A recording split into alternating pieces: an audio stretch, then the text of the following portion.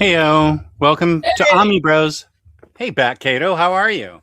not too bad. Just getting over being sick. I had a terrible cold all weekend. What? Now at least I'm medicated enough that I'm good. So Um, I I had you on last Friday. Were you sick then, or did you get sick like not later? until late Sunday night.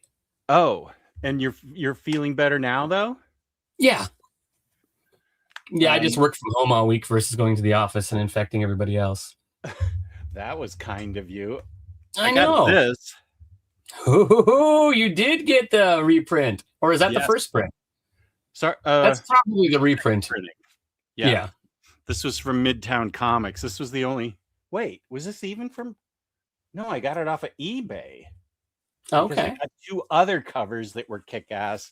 Speaking of covers, wait, Ooh. first, speaking of collected editions, we need to give a shout out to our amazing sponsor, InStockTrades.com, where you can get your collected editions from 30% up to 60% in some cases. Don't forget your 2% loyalty discount.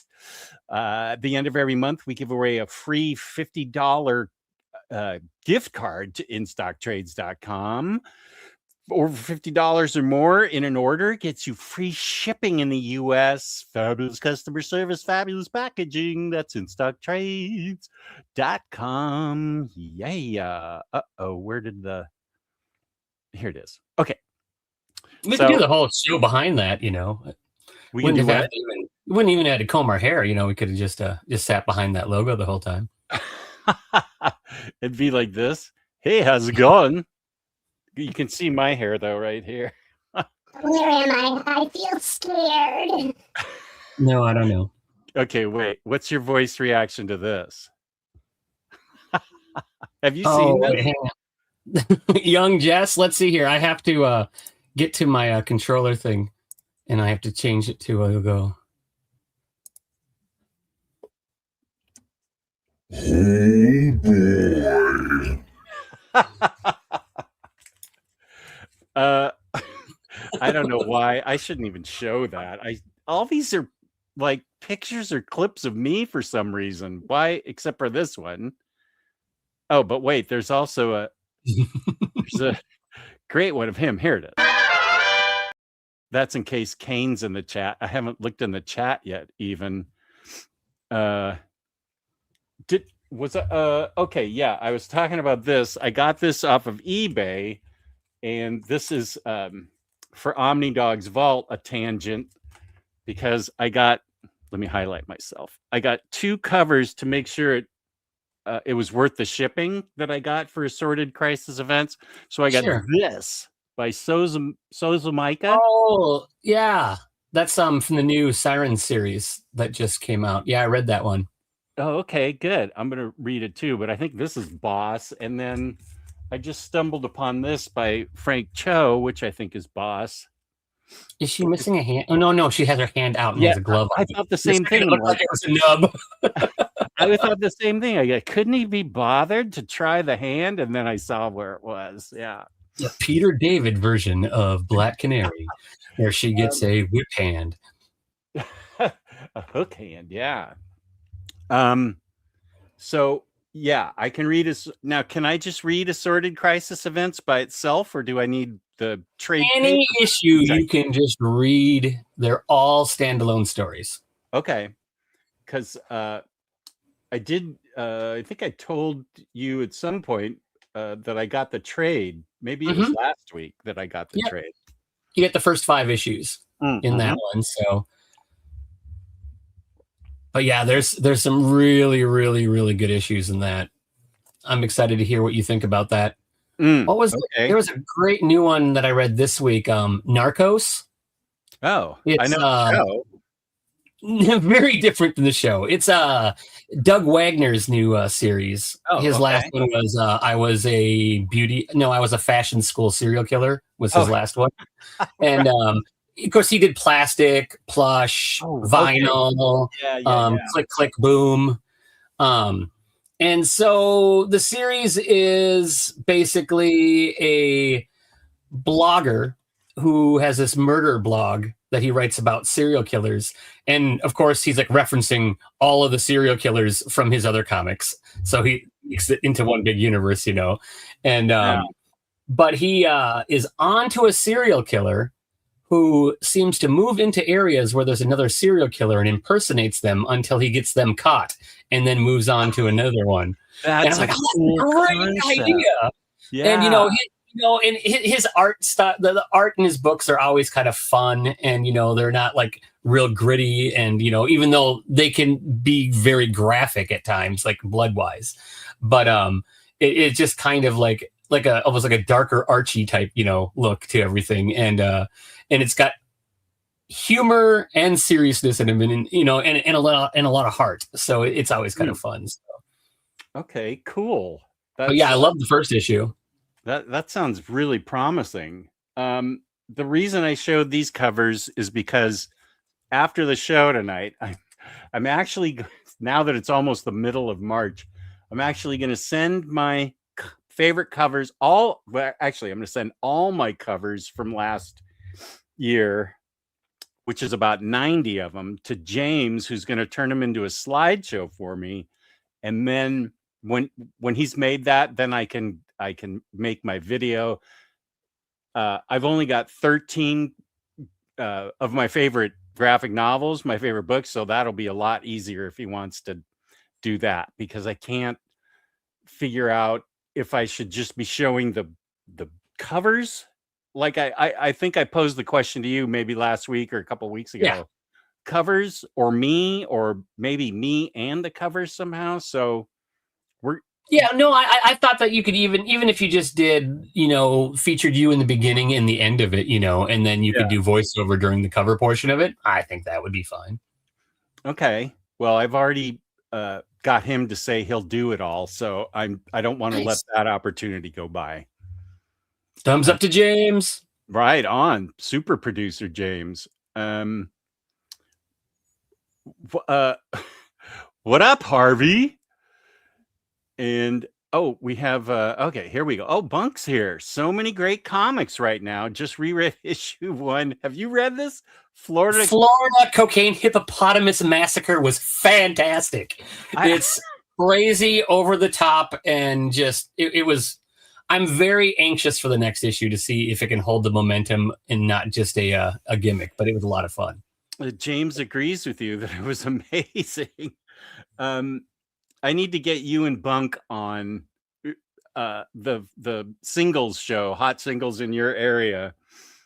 Whenever it is this month. I can't do a show tomorrow night because I have to go to a St. Patrick's Day party. Who does that not sound like? Me. When is St. Patrick's Day this year? I think it's the 17th. Oh, so it's a very early St. Patrick's Day party. Yeah, they're actually renting out a restaurant, so this sounds like a big deal, but I'm going to I wish I could just slip in and get out, but it's my wife's friends, so upper management's friends. So if they have green beer, are you going to order a green tea? Maybe I can order a green Sprite. That'd be gross looking. Yeah.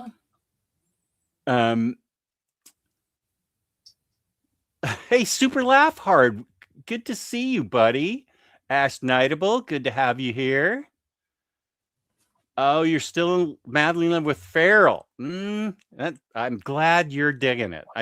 I'm pretty sure Backcato is a fan of that, aren't you? Oh yeah, Farrell's great. I was buying all. So the B covers for every issue of Farrell are homages to horror movie posters. And I think I have like maybe the first 10 or 15 of them, but then I was like, okay, this is going to go on forever, so I'm not going to keep getting every single one of these. But it's a really good series. It's a zombie series, but there's not people, it's cats. Cat zombies? Oh okay. Yeah, well, it's like humans are in it too, and they also get infected and stuff like that. But the star of it are this group of cats. And it's kind of like this weird form of rabies that makes it like a zombie apocalypse. Okay. Creative here. What up? Go ahead. Keep going. I mean, the team that does it, used to, of course they did Stray Dogs, and then they did, they used to work on My Little Pony comics together and stuff, which explains, almost the Don Bluth looking art for it and stuff like that. Okay, So. yeah. Oh, there's the only Kane. So she must have been happy with my Omar spinny thing. I saw Tyler Childers live in Glasgow, and it was awesome. Okay, who is that? Is that a comedian, a musician, a politician? What up, Yarne? 2000 AD and Judge Dredd is still the galaxy's greatest comic, in my humble opinion. You would know. You've been following those hard. Well, they were a lot bigger across the pond than they are here. Yeah, I know that I had a how to begin or how to start with Judge Dredd about 8 years ago, and I haven't done now I'm way past the middle part, because I was going to say other classic greatest hits of Judge Dredd, and then the third part was going to be current Judge Dredd. Well, that was current like 8 years ago, so I don't know that parts 2 and 3 are ever going to happen. Well, it's I was actually surprised, because when I was looking at I have a big hardcover coffee table book that's DC covers. It's got like a whole bunch of the famous covers throughout all the eras and stuff like that.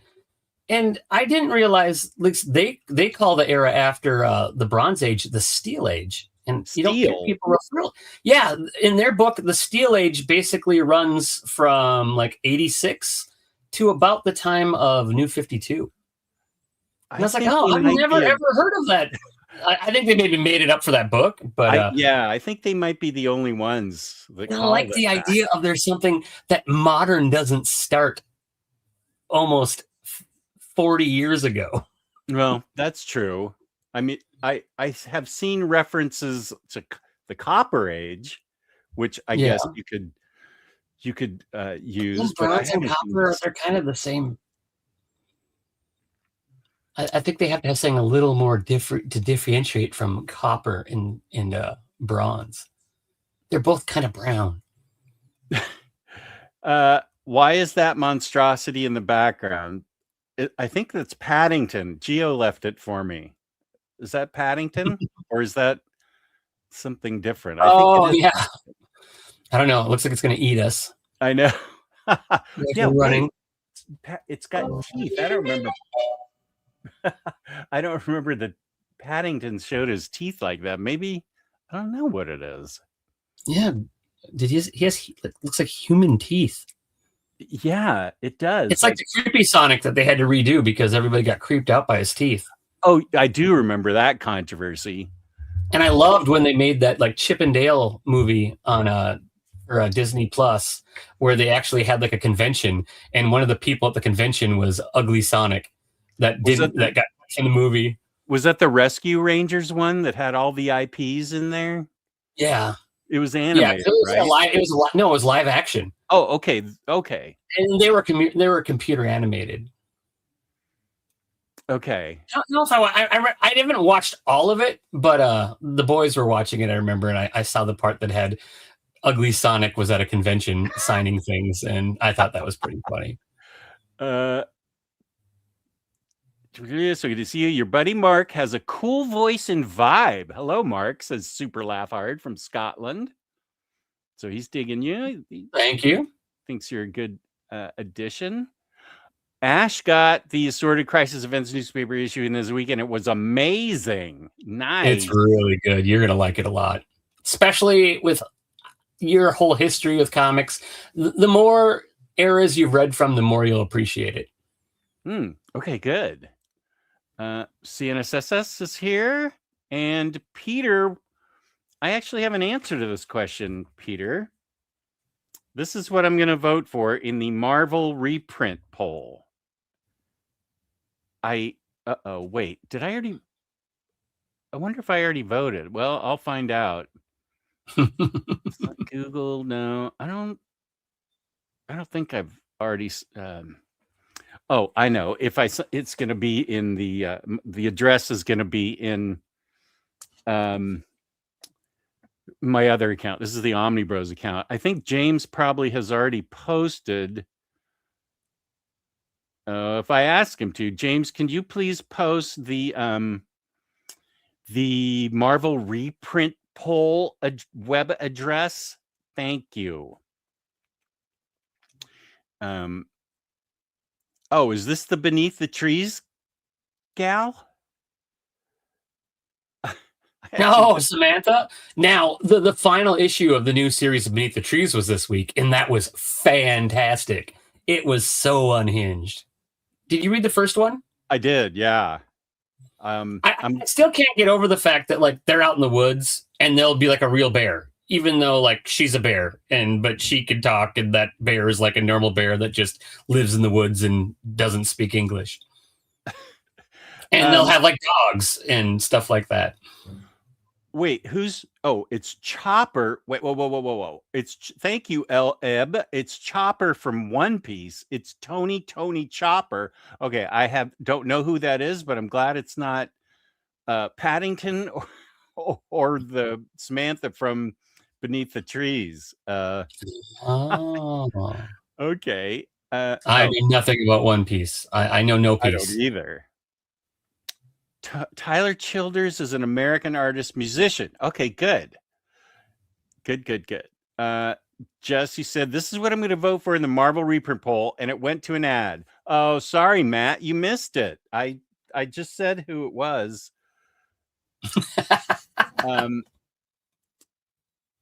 Let's see. This is what I'm going to... For the price of $16 a month, you can watch YouTube ad-free. There's so many just Omnis alone that are out of print. This has to be the most like ever, because I used to do a show before the pandemic where I would get the info from Turtle Dog and I would always give him credit. It was in like the CBR forums, which I haven't been back to since. But I mean, that was like a small list, like 30 or 40 books tops. This thing, there were like 30 X-Men Omnis that were out of print, or Spidey, or not that many Fantastic Four, but there's a lot of really good books. So these are the books that I either... Okay, this is one I'll give the 3 that I love, and then the 2 that I don't have. Black Cat by Jed MacKay, Gwenpool I'm voting for, and Moon Knight by MacKay, because that's awesome. I love Moon Knight. That's a really fun run. Yeah. Did you collected it in singles, or did you? Yeah, I have it in singles. At least up through what's in the first Omni. And then one of the times it rebooted, I just didn't put the new one on my pull list, and I'm like, I'll get caught up on that later. So I'm a couple years behind on it, but yeah, it's still going strong, and people still like it. So one of these days, I feel like I have to reread it again though if I want to go back. But I'm gonna have. Yeah, I've got at least the first 30 because I have like the first 2 reboots, and no, it was I love what's the name of the building? His Oh, the heroes. Wait, here. No, the Midnight something. Mission? Midnight Mission. Yeah. No, the concept of that was just great, and I started getting, because I hadn't read a lot of Moon Knight at the time, and it was a perfect jump on point, and it's a really cool. Yeah. I mean, it was like nothing like the TV series, but the TV series I enjoyed too. So,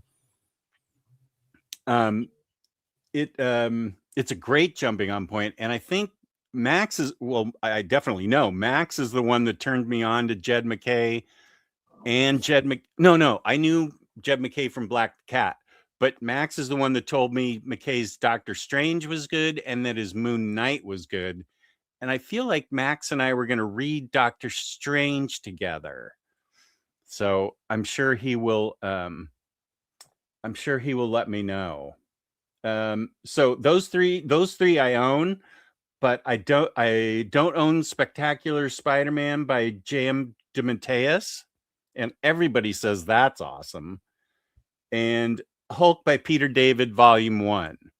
So those I don't have that. Those are the 5.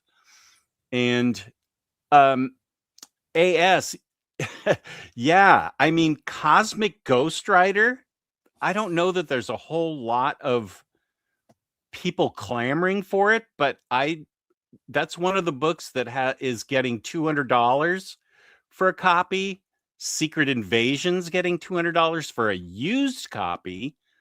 But there's a lot of other ones that are getting, like both Spider-Gwen and Ghost Spider. I think, yeah, Spider-Gwen's out of print. I don't remember about Ghost Spider. Same here, Doc. That's why I want it to be reprinted, because now I want to read it. Both New Mutants books are out of print. Ms. Marvel's way out of print. All these Deadpool books, Cable and X-Force, Deadpool and X-Force are out of print. Hickman, everything's out of print. Captain Marvel, Absolute Carnage. I'm just looking at what I have. Almost every single Daredevil Omni ever, except for Zdarsky's, are out of print. And Devil's Reign. That's a lot of classic Daredevil that's out of print. And I mean, it just goes on. The only Daredevil Omni I have the first Mark Waid one. But I haven't read it. I haven't read a lot of Daredevil. I really want to read Zdarsky's run. I have Mark Waid's in oversized hardcover, but there was, James, do you remember what one that is going for like legit $500? I'm looking, first of all, I don't own it, or I have it on the block for that. Oh, there it is. That's what's selling for $500. Aliens Omnibus Volume 2. I had that. I could not give that thing away back in 2022. I think I had to take $40 for it just because I was like, well, and that's legit. People are paying 500, like in the sold column, 500 smackers for this thing. I think Gwenpool might be. Yeah, you're right, Super Laughard. But I said, no way am I selling it, because I fought hard for that book. I had my viewers all bug Omar to the point that he finally said, okay. And he told David Gabriel to have it printed, and he did. Yes. I saw that the Spider-Verse one Omni is coming back into print this summer. The Spider-Verse, the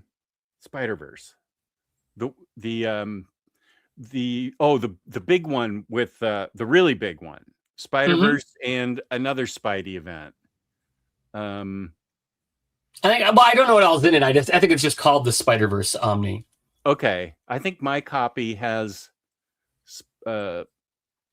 Spider-Verse in it, and yeah, I can't remember. It's like 2 things. There are 3 number ones, 3 or 4. Let's see. She-Hulk by Peter David, She-Hulk by Stan Lee, Dan Slott, She-Hulk by Dan Slott. Okay, She-Hulk by John Byrne. That's going for serious dosh. And then She-Hulk by Rainbow Rowell, which I urge everybody to get. I'm not selling that. I've read some of that. Spider-Geddon has Spider-Geddon. That's it. Thank you. Of Rainbow Rowell's. Yeah, I love with that. The Jack of Hearts. That's the first time I'm not a big Avengers reader, so I didn't know about him, but I figured it out. It wasn't. Yeah, no, I have very little collected Marvel. I maybe have less than 10 Marvel Omnis and then some trades and a bunch of singles and stuff like that. But I've always been more of an indie DC guy. Okay. Because Marvel, it's always harder to jump on things. Yeah, that's true. Let's see. Punisher, Marvel Knights, Omni, 250 to 300. Okay, that makes sense. Probably the one I have that goes for the most. I have two of, because when it came out, PBC let people know that they were short and that some people might not get theirs. So I ordered one from In Stock Trades when it came out. So I have an extra of the Amalgam, the DC Marvel Amalgam Jim Lee cover. And who printed that? Was that a Marvel book or a DC book? I feel like that might have been a DC book. DC might have printed maybe it. Maybe not. I don't. That's not a book I would buy. Amazon, the cheapest you can get it is like $400 or $500 right now. But I have a sealed one. It's still in the box it came, and I'm like, sometime I'm gonna want to do a trade for like some other out of print book that I really want, and I'll make someone happy that I have this book, and so it just sits in a box wrapped because I have my other one on the shelf unwrapped. And thinking about it, I think Amalgam and those other is it DC versus Marvel? That's like still in print, those, right? Yeah, that one's the DC versus Marvel still in print. They put that back, but the Amalgam didn't go back to print. I think the Amalgam was printed by Marvel. I feel like I saw it on the reprint poll. Okay. All the Captain America by Brubaker except for the last one, Bucky Lives or whatever it was called. I'm not getting rid of those because I love those books. I need to read that run because I'm a huge Brubaker fan. You'd love this. This is it's really the only Captain America I really care about. I'm familiar with all his stuff, and people seem to, this is another hard one to get. Captain America by Mark Waid. I'm sure that's great, but he's not a character that really clicks with me, but that Brubaker runs crazy great. Let's see. But Super Laugh Hard. Yeah, I'm going to sell whatever I can. Even if it doesn't get. Oh yeah, I ended up selling my slot Iron Man for $45 because I asked people in the poll, like people in the chat, is this any good? I think people, whoever I was on with, like Lars and Omar, and then people in the chat all told me to get rid of it. So I did. I sold it this week for $45. I would love to hear Backcato's thoughts on DC KO issue 5. I made a mistake. I read it without reading the Superman 35 tie-in. My LCS couldn't get the Valentine cover for it. I really like the event. I can say now safely, if someone wants to really enjoy and get the most out of it, you can read the main event, the Night Fight 4-issue series, and the Superman tie-ins, and don't go near any of the other ones because they're all doing things that have nothing, that really don't have any bearing on what's at the end, because as everybody assumed, things were going to go back to semi-normal again. And all of this, like the Titans and Aquaman, I can't remember what else it crossed over with, were just them evacuating Earth, which now didn't really, I'm guessing it didn't even really happen. So like no one will remember it. And I'm guessing that when Titans starts back up again, they'll just be like back to normal again. But no, I like how it ended. I don't know. There's a certain big DC character that's going to be absent for a while, and it'll be interesting to see how they bring him back. But no, I enjoyed it. It was a lot of fun, and I mean, it was way more fine-tuned than, because I really liked metal. I liked death metal, but death metal got a little unhinged at times and got a little crazy. And it was like, what else can we pull out? Type stuff, let's have a monster truck Batman and, just crazy stuff. And I'm hoping that in the main issue, I wonder how they're going to collect it. If they're just going to do like the 5 main issues in one, and then then they might have a night fight one, but then with some of the tie-ins, and I really liked the boss battle issue. The fact that Joker had to fight Annabelle from the Conjuring universe. Right. And I mean, the whole time she doesn't do anything. It's unnerving Joker, and he can't handle it. And he just keeps going on and on and on about this doll. And it was hilarious. And that's great. Yeah, no, I mean, it was a lot of fun. And we got to see Superman versus Homelander, which is something everybody wants, and Red Sonja versus Wonder Woman. And it was a really fun issue. And, but no, I thought it was a very good event. I mean, it will be one that I think will really be enjoyed. I just hope that when they collect it, they don't have like the Aquaman issue, that the only part of the whole story that had anything to do with KO was Aquaman showing up at the end going, "Hey, I was at a tournament." Yeah, I remember now. You said that last week. Yeah, the Aquaman one was why is this a tie-in? This would be like an after the effect issue, But no, it's.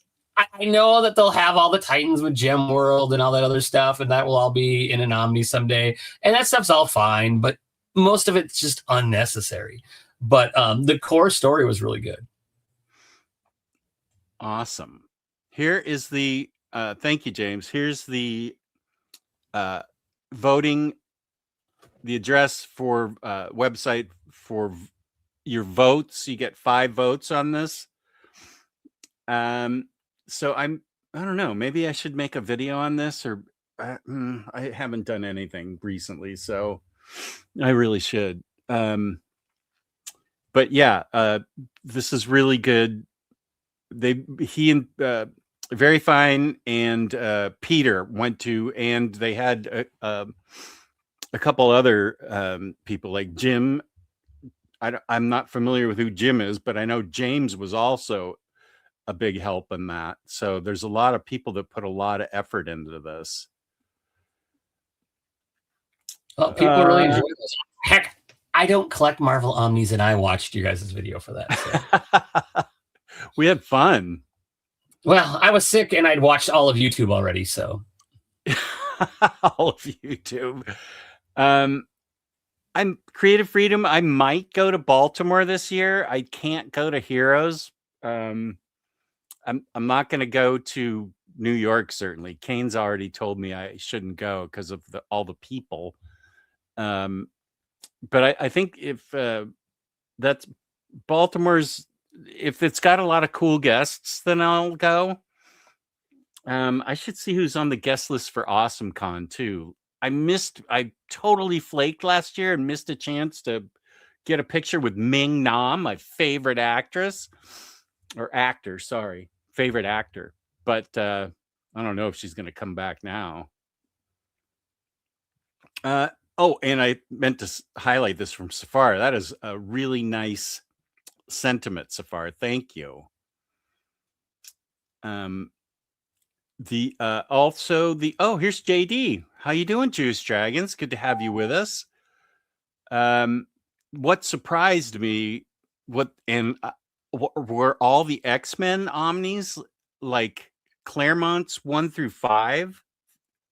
5 might still be in print, but I know 1 through 4 are now out of print. And then the Jim Lee Omnis, the 2 Omnis are out of print, and New X-Men and Astonishing X-Men. Those are peak X-Men, I would think. But I also, and Very Fine brought up the point of having, when you have that many, you can't really have them all reprinted because there is a cost factor for these things. And so I don't know.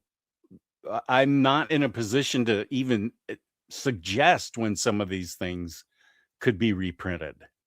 It's always tough because, look at how many end up at Ollie's, and there's a lot of ones that are going for a lot of money right now that sat on clearance for 2 years, and it's always tough to know. And yeah, I mean, what Marvel has, 500 some maybe different Omnis, and they can't keep them all in print because they can't store all of those, Right. And so, luckily with, the different apps and stuff like that, luckily you have access to read all of these books, and I always just say, bide your time. They'll come. I don't know if I've bought any out of print books ever that I can think of, because I know eventually they'll come. I mean, it was easy with because DC books don't go to print real fast, even though tons are going out of print right now. I've been slowly noticing little ones. I mean, I feel bad because now they finally did the first two Mike Grell Green Arrow DC's Finest, and now there's people like, oh, I want all of this. Well, you can't buy those Omnis anymore. They are out of print. Yeah, and they're very big. Yeah, they are 1,500 pages each. Yeah, I mean, there's over 50 issues in each of them. I mean, it's just they're chonkers. Yeah. And I love them. I'm going to collect that through the DC Finest line. There's a reprint of number 1, the first one, rather. I think it's, what was the main thing called? Not Trial. The Longbow Hunters.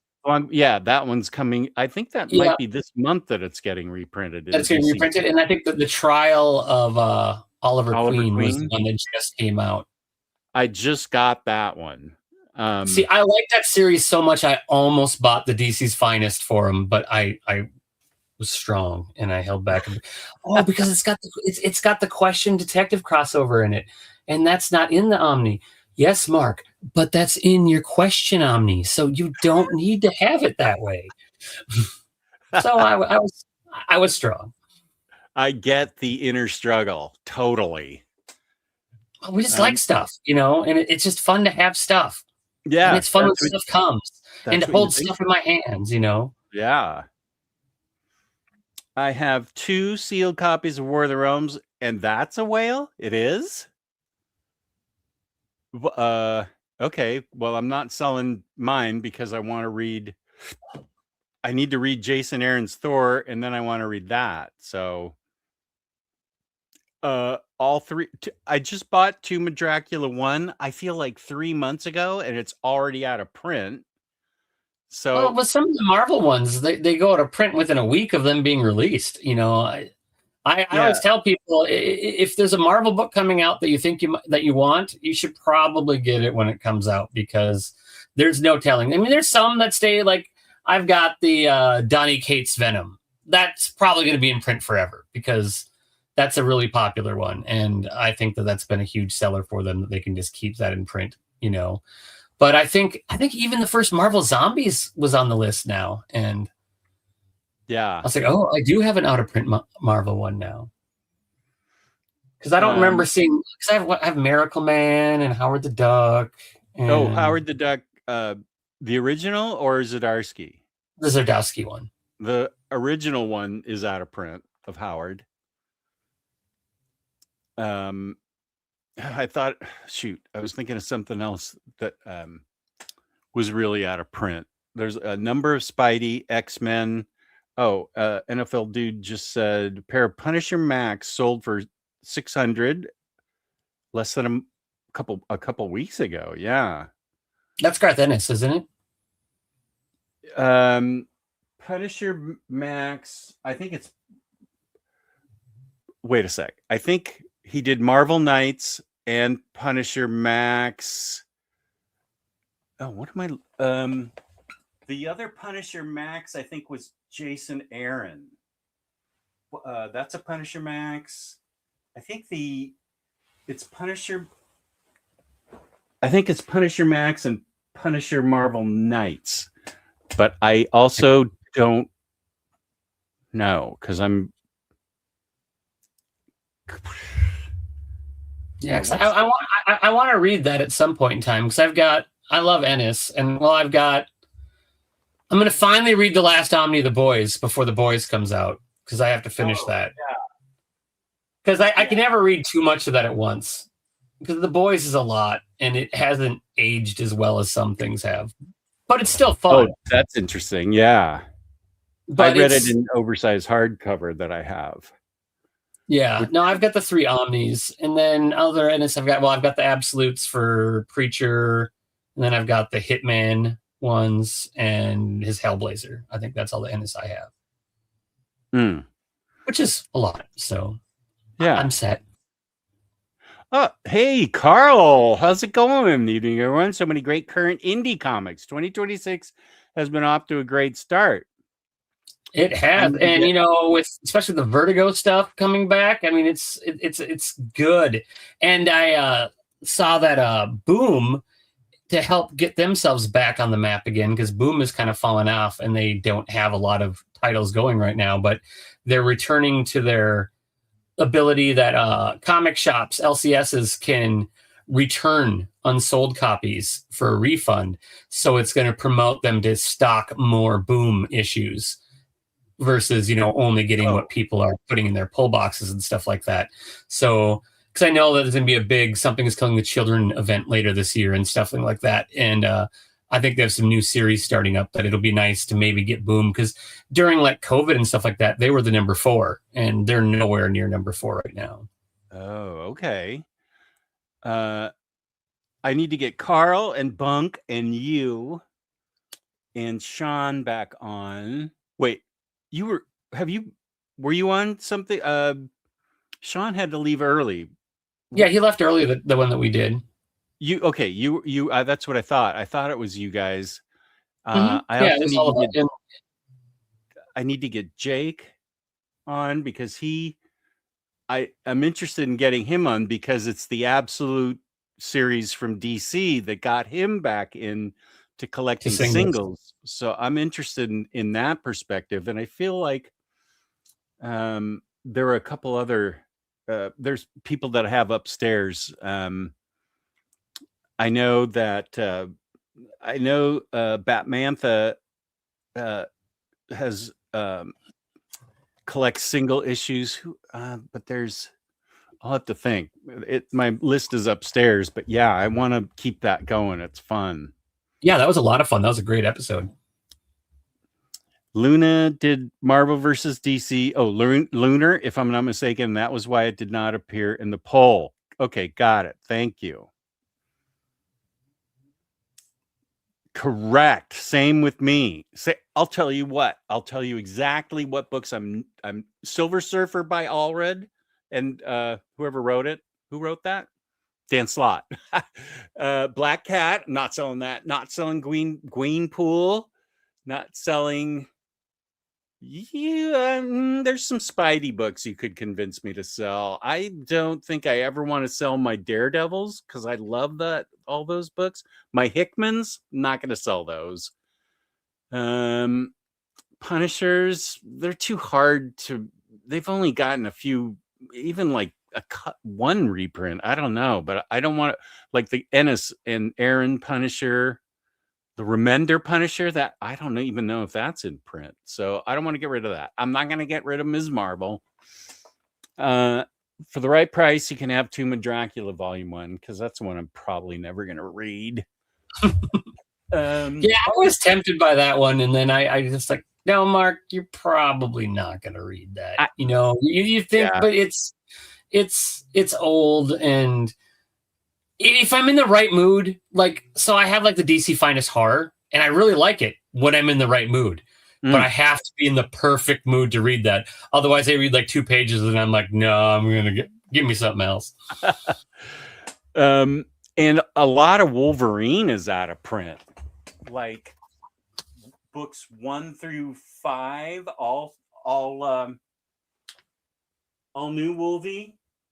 I think a lot of Jason, like the 3 Jason Aaron Wolvies are out of print. Like almost everything Wolvie was out of print. So these are some like big books. Oh yeah, no, and the fact that they're not doing tons and tons of reprints right now, you know, it's gonna. Well, I part of me thinks they kind of do that to make sure that their current ones that they're selling sell out fast, and that's why they're doing low print runs of them, because then they're not stuck with stock and stuff like that. Because people, if they get FOMO, A, it gets people to buy them that probably wouldn't have bought them, and B, then they don't have to have warehouses full of these books that they have to liquidate to places like Ollie's. And I think Very Fine said they only print up what pre-orders are. So there's a lot fewer that go out in the wild. So, and I think DM covers seem to be selling out like really fast. What's her name? Anna Senti's Daredevil. That just came out and it's out of print. Yeah. I can't remember any of the tie-ins. And the main story is in the regular Omnis, if I remember. That's probably right. AS. For new comics, NFL Dude has been liking Skinbreaker by David Finch and Kirkman. Finch spent 7 years drawing the 8 issues, and his efforts are on the level of Atomo, Mebius, and Darrow. The oversized book will be it'll be pretty, but Kirkman's writing it. Tell me that you're liking the writing too. I read the first issue, and I picked up the first issue when it came out, and it's beautiful. And the story was okay. But when I didn't pick up the second issue because I thought, the art in this is so good, and I liked the first issue enough, and Image Deluxes aren't super expensive, which I really appreciate. That, I'm just going to wait till this gets in the big oversized, because they even did, I want to say they had like ginormous, like art-sized issues that came out with at least the first few that you could buy. So you could get like an actual comic book that was like art book size. Oh, okay. But okay. Yeah. Our shop didn't do it. They did that with the first Hush Tua, and I feel sorry for them. I mean, Jim Lee's art is good in Hush Tua, but it's not as good as it used to be. Oh, maybe he's not drawing as much. That, or he's getting older, and of 9 children. He's got to spend a good amount of his time chasing kids around. Maybe DC put a gun to his head and told him that he needed to do it and he didn't want to. You just don't know. I think he's the one that holds the water pistol there. That's true. He probably is. Carl says, looking back at the previous chat, I see Bunk mentioned Florida hippopotamus. Wait, did you tell me you read the first issue too, Backcato? Oh yeah. Okay. It's great. Yeah, you guys loved it. Okay. I'm actually really sad that I didn't get a physical copy of it at the time it came out, because my LCS, a lot of times because I think that one's Mad Cave, and some of the series on there, unless people are ordering them, they just don't stock them. And if nobody pre-orders it at all, they might not order any of them. So. I feel. Wait, Criminal just had a new. Yeah, Giant Size Criminal. Okay, is that still available anywhere, or do I have to look on eBay? You'll have to probably go on eBay, or somewhere like Midtown might have it on their site too. Eventually it will get picked up. But the nice thing that's cool about that issue, much like the issue of Assorted Crisis Events you have, is they did that on newsprint. Oh, okay. So it's got the nice old, gritty feel to it and everything like that. And it had a couple stories. I remember liking it. The only one I remember now from the end was like a little fun thing they did at the end, where one of them had brought their original printing of Criminal Deluxe to get signed by somebody, and then they dropped it and it broke the binding, and then they made a comic out of it. Oh man. Wait, I am collecting the Treasury singles of Skinbreaker NFL Dude 56. The art is a different level. There are those were the big ones. Those were the great big ones. And that's what Matt Cato's talking about. Super Laugh Hard. Yeah, because I want to say they're like 15 each, which isn't bad for how big they were. Mhm. But I was getting I was getting all those reprints that DC was doing of their great big ones, like the Superman versus the Superman versus Muhammad Ali and all those. I have a big stack of them in the other room, but I just have them in a pile because I don't have anywhere to put them because they're huge. There's no way to store them. No, they're really big, so I stopped buying those. Yeah. I don't know how I kept my original of Superman versus Muhammad Ali. That was like the only one that I kept because I used to have them all, but I don't know how I kept that so nice because there's been no way for me to store it ever. Well, it's like all my prestige format books I have in the other room. They're just in a pile, not bagged and Right. boarded because I don't have bags and boards for them. I know that they make these because I have like one because if at our shop, if you order a variant cover or anything like that, they pre-bag and board it for you, and they add a little bit as a premium, for it. But they have bags big enough for Treasury editions. They not Treasury editions, but prestige format. Prestige format. Okay. Yeah. So like I have like all my last Ronin, which I know the first issue is worth quite a bit, but it's just sitting in a pile, because I'm not going to sell it, but I'm not going to read the single issue again, probably because I have the deluxe hardcover, but it's, I don't have a great, other than, it's in a safe place, but yeah. And, I have that. And I think in the dollar bin, they had that Suicide Squad Blaze. Oh yeah. Yeah. Yeah.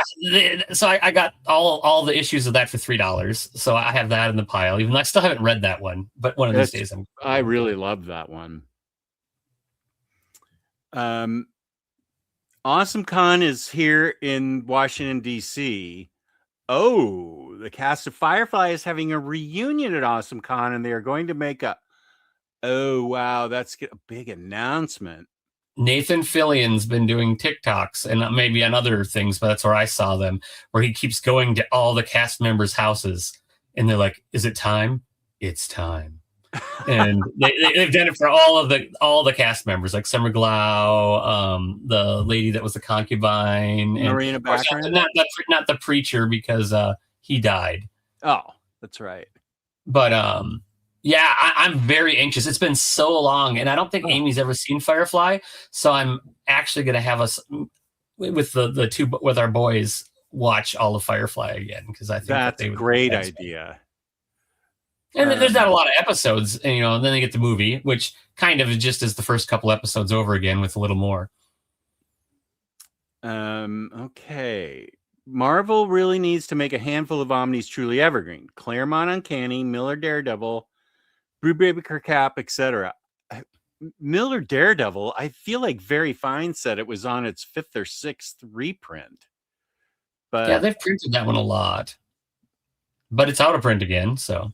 Yeah, all of these are or at least for some of those runs, keep the epics in stock. Available. At least make it so people can buy them physical. In one way or another. That makes sense. That maybe that's what they're pivoting towards is because epics have got to be cheaper to make, cheaper to store. Maybe that's and it's more accessible to people too, because not everybody wants to spend as much as an Omni is, That's a good point. Yeah. Grell's Green Arrow is awesome. It is. Or as I call it, Grell Arrow. Grell Arrow. The struggle is real. Yeah, we talked about that. Wouldn't Marvel just sort by the most expensive? No. You'd think they would, but I think Very Fine has been emphatic that they absolutely don't pay attention to the out-of-print market, it seems. The only way they even know about it is because of things like the poll Very Fine does. And even if the books are currently remaindered, they may think to reprint them, even if they're currently remaindered, because there was a recent Marvel book. I can't remember what it was. I'm sure James or somebody else that watched it will remember. because there was a book that was in print still that they reprinted. And that was just recently, like this year. I can't remember what it was. It wasn't something that I don't think it was super popular. Due to omnibus purchases, I now have about 1,000 single issues that I no longer need. About 900 of them are Batman comics. You can never have too many Batman comics. Right. Which books are... Oh, here's a good question. Which books are great at the moment from other publishers? Image, Boom, Dark Horse, IDW. I know Harvey might still be in the chat, so we can't call those indies because then Harvey will yell at us because they're not truly indies like the self-published stuff that he loves. If you don't have to buy them out of the trunk of a car at a Family Dollar store, they're not indie. No, non-big two. We can call Boom for me. It's the whole Something is Killing the Children universe. I love those. They're great. There's a ton of great books at Image. It's tough to say. They brought back a Battle Beast from Invincible and did a 5-issue arc that they're going to come back eventually. That was fantastic. That Narcos that I just talked about earlier is an Image book that's really, really good. News from the Fallout by Chris Condon was a lot of fun. Gosh, I know I'm forgetting like everything, but and then eventually we're going to get more Saga again. I know that they're on a break, and for those of you that wait for the deluxes, you're going to get Volume 4 really soon, and finally get to see what happened after the third deluxe, because they took like a 5-year break after that issue.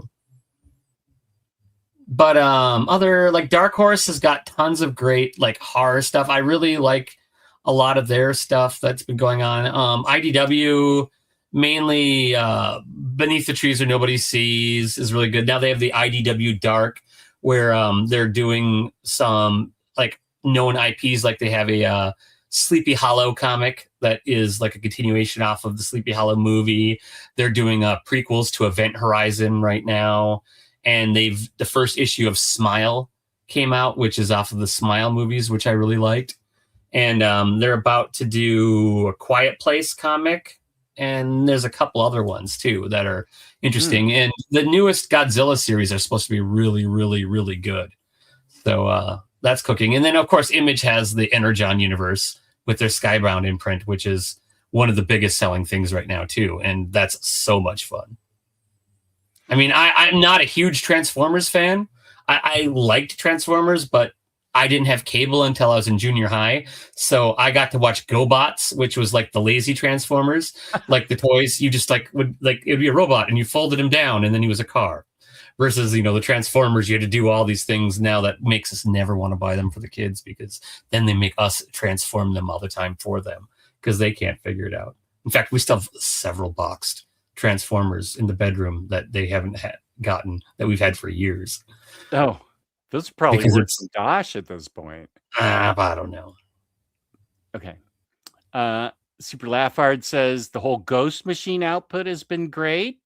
Yep. Yes. Geiger, I have the second volume on my reading pile. As soon as I'm almost in the middle of the Batman by Tiny Onion Volume 2. Yeah, you said you've been liking that a lot. Yeah, I said. What's going on where you are right now?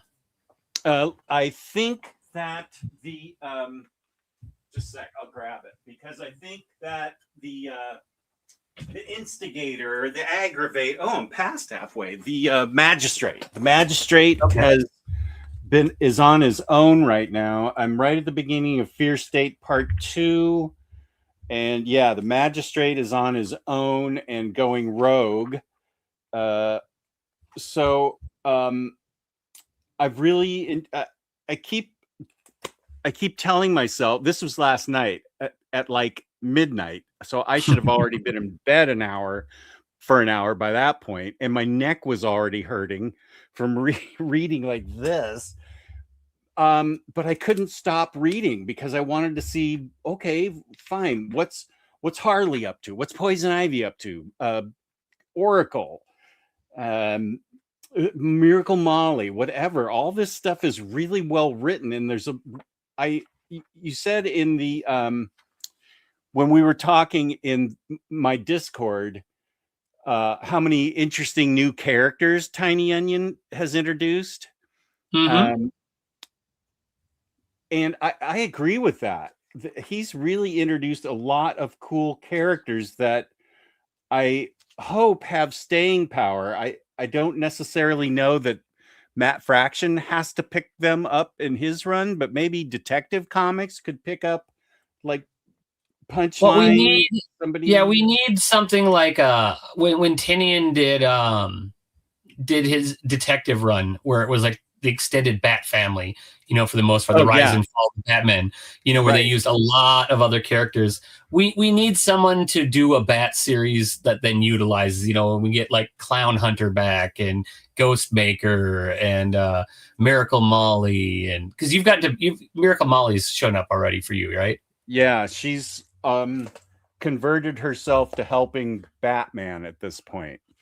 Mm-hmm. No, lots and lots of fun, because that's the weird thing is not a lot of the creators like to create a whole bunch of new characters, and Tinian had no problem doing that. Introduced us to tons of it.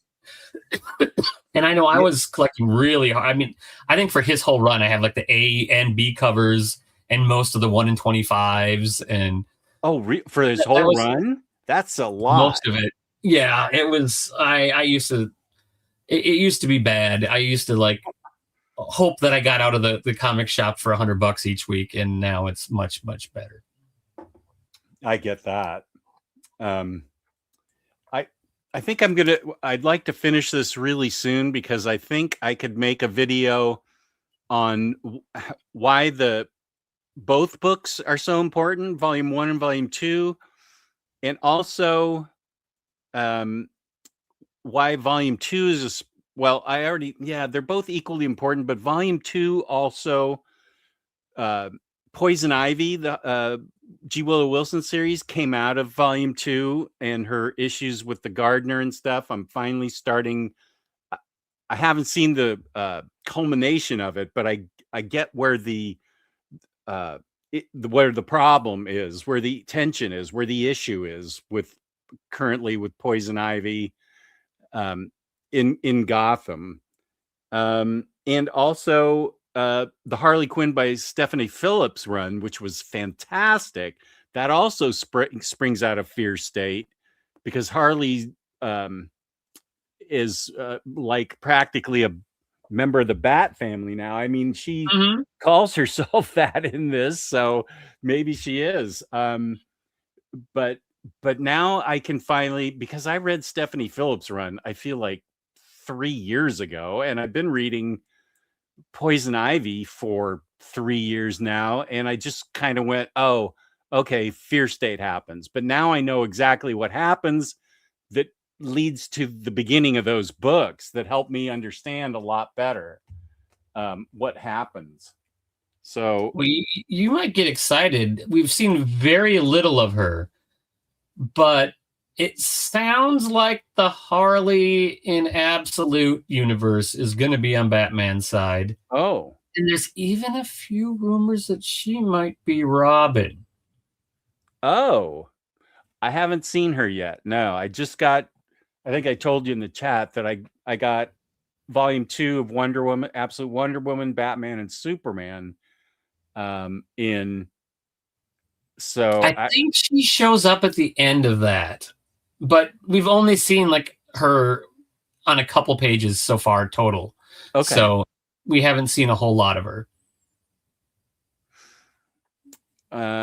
Let's see. Where was I? Saz, the latest Barbaric miniseries is great too. I love Barbaric. I got to get caught up on that. I read the first few and so fun. Just the talking sword that gets drunk off of blood, and it's a great concept. It's a fun Conan. Yeah, it really is.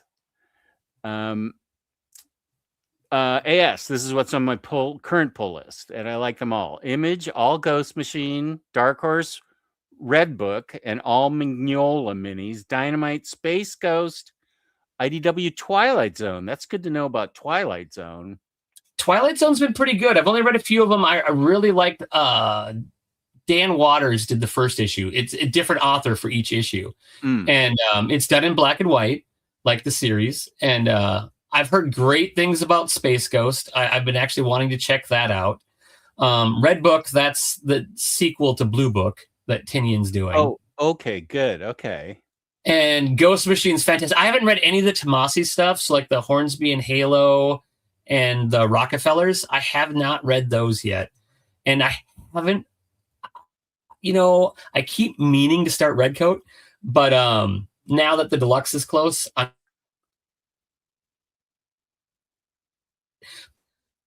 you broke up a little bit. And now you're frozen. Let's see.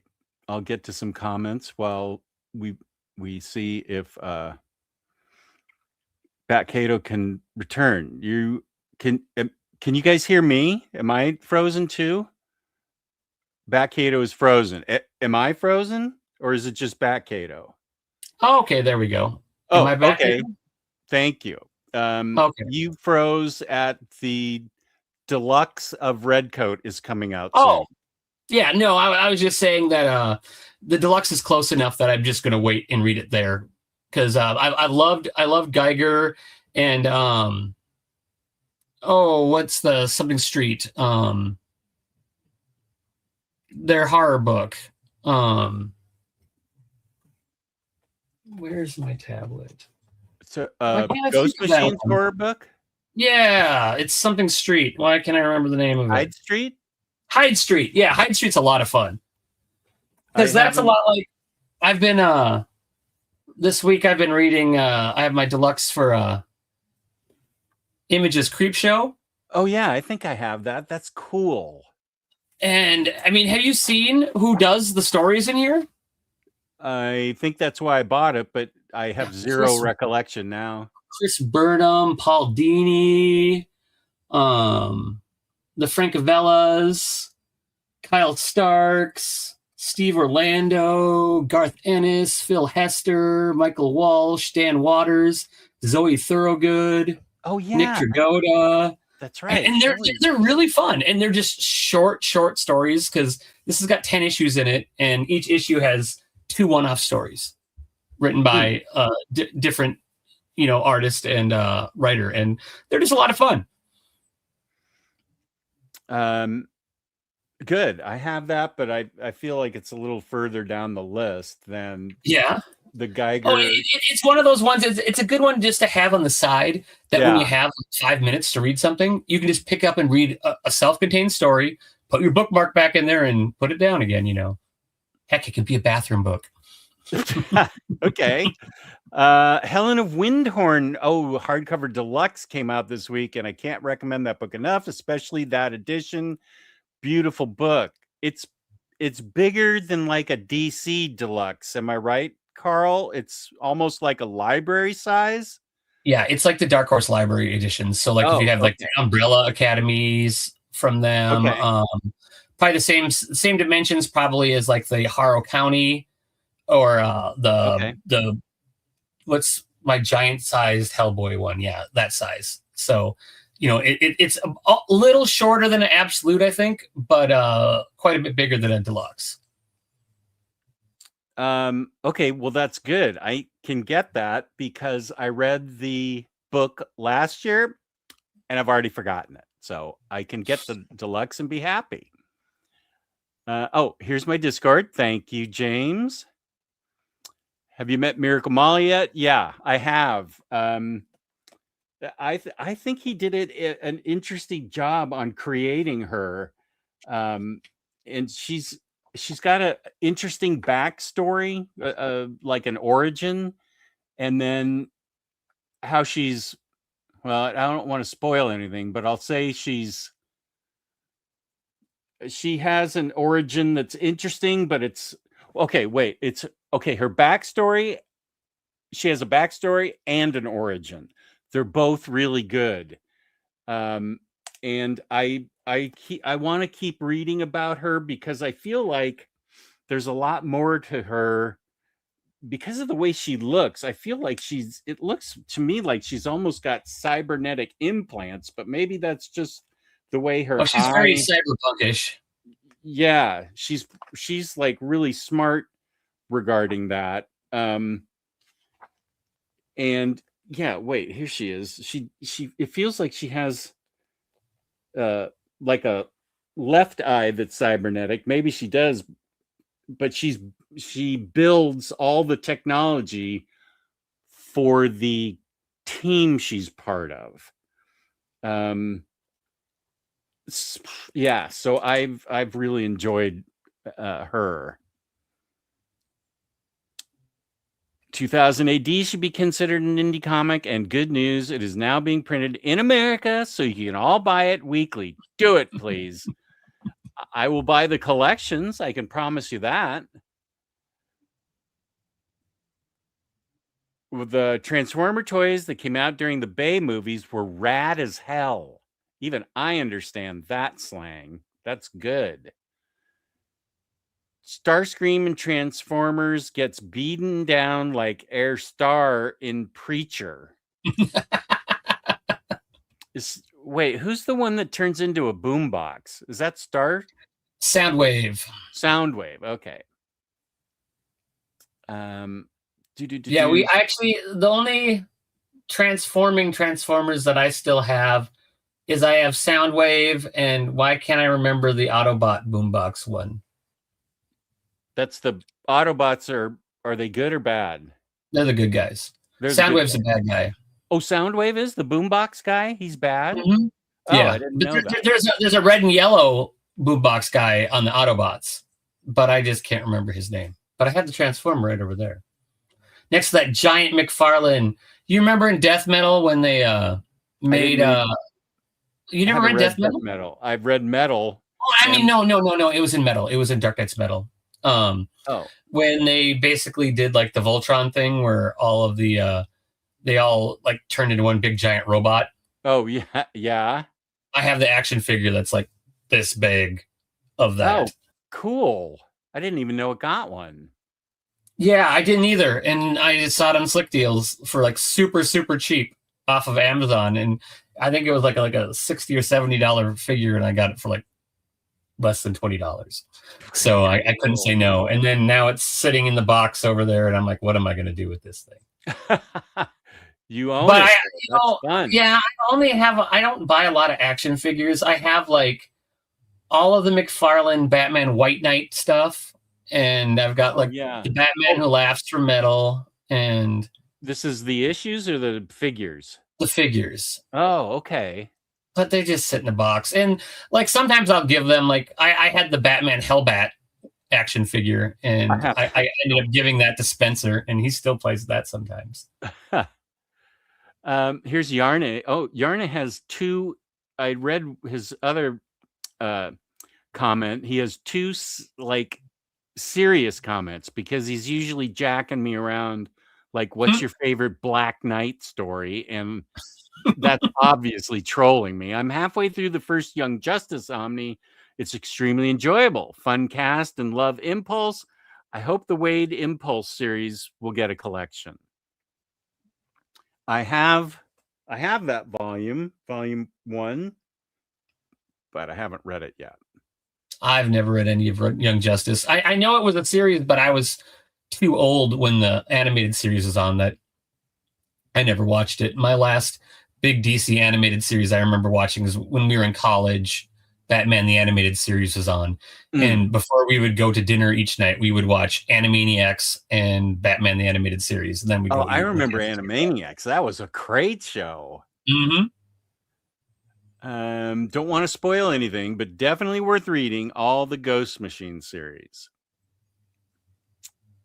Jeff Johns cooks. I mean, there's very little I've read of Jeff Johns that I haven't liked, though. Yeah. Now I want to go back. I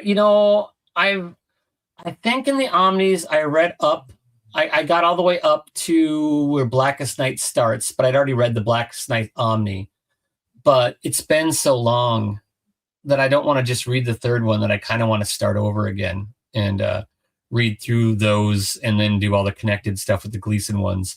But I might just read them in those compendiums that are mapped so much nicer.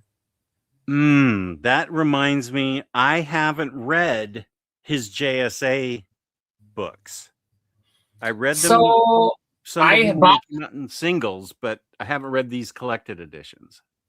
You know, I've had the JSA Compendium Volume 1 because that's what I chose to get because they said it has more and it's matte better than the Omni.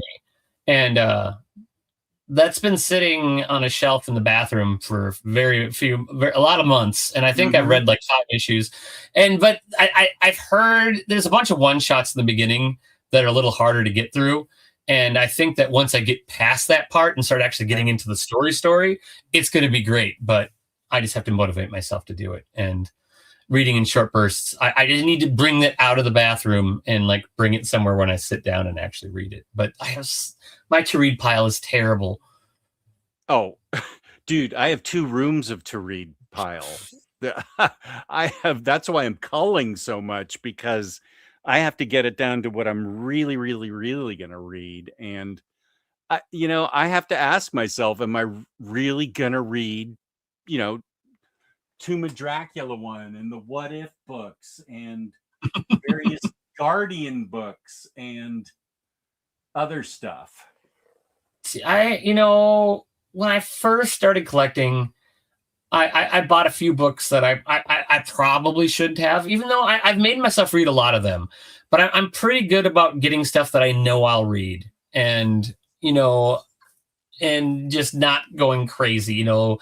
At first I was going to get all the Bat Fam, anybody related to Batman, but no. I'll get the core Batman ones and some other ones. I've got the Nightwing ones, and I've got like Gotham City Sirens and stuff like that. But I'm not going to buy like the Catwoman Omnis and stuff like that, because the Catwoman story that's the best is going to be in the Absolute Darwin Cook anyway. So, oh yeah, I fully admit that I'm getting Catwoman by New 52 for the New 52 Catwoman Omni. I don't recommend it to anybody else. I'm stupid that way because I want to collect everything New 52 the way I read everything New 52. It starts out well and ends well, but it's that much dreck in the middle. So I peace and love. I am just not going to recommend it, but I'm totally getting it. Yeah, the big warning I have for people that are trying to go crazy on all the New 52 Omnis is you have to remember there was a lot. At launch, there were 52 different titles. Yeah. And then they cut like half of them, and then they went back up to 52 again. So there's a lot of okay stuff in New 52. And there's some really good stuff. There's one that I'm on the fence on, and I'll probably get it someday, but it's down the road when I'll have a month where there's not much else that, I can fit it into my budget. But I'll like the Earth 2. I keep hearing good things about Earth 2, but I can't decide. So I'm going to digitally read some of it to see how I feel about it. But that's a good idea. I have the first 6 standard hardcovers. I think that's it for Earth 2. But then there's another Omni that'll have, I think Day and I are going to talk about it. I'm going to try and do a video with him because he loves Earth 2 and I like it too. World Without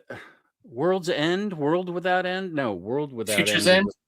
Future's End and World something. No, Future's End was just like an issue or 2 in that book. It was an event, at the end of New 52. Yeah, it was not a good event. I haven't read much of it, and I have not heard good things about it. No, you're better off not. We all only have a short time here, Backhato. I wouldn't waste any of your valuable time reading that book. That's like my Crisis in what the Crisis 0 Hour Crisis in Time Omni. I'm gonna make myself read that someday. Oh no, go ahead No, and sell it. I'm gonna make myself read. No, that's one of my few things. I collect all the event omnis because I feel events are important. I like them, even the ones that some don't like. I like night terrors. Not everybody likes night terrors, Well, that's and true.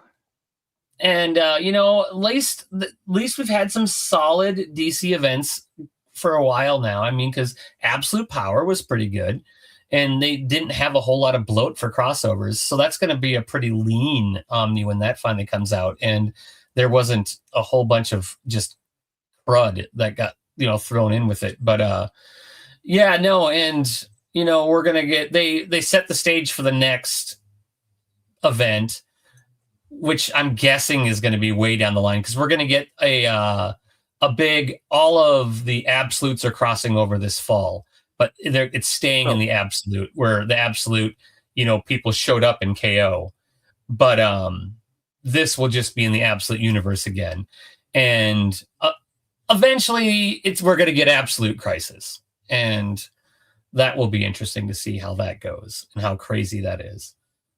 If Scott Snyder can go, he can be a little Nicolas Cage sometimes and go a little too crazy with some of his stuff, and I'm hoping that he doesn't go full Nicolas Cage with Absolute Crisis. He's been very, very honed in lately, so I have faith. I just realized I missed a bunch earlier, so I'm going to go through them. I apologize, but Jewish Dragons, Awesome Con is a pretty interesting lineup. King, Drads, PKJ, McGuire, Bacalo, Parker Posey. I'll get my Best in Show seat DVD signed by her. But Baltimore has a much better comics-related guest list. You didn't say Ming Na, so I guess she's not coming back. Shame on me. Anyone managed to get the book? Sorry? Oh, I was just trying to remember the first time I saw Parker Posey. I think it was it called Party Girl, where she was like learning to be a librarian? It was like an indie movie back in the 90s. Queen of the indie movies. Yeah.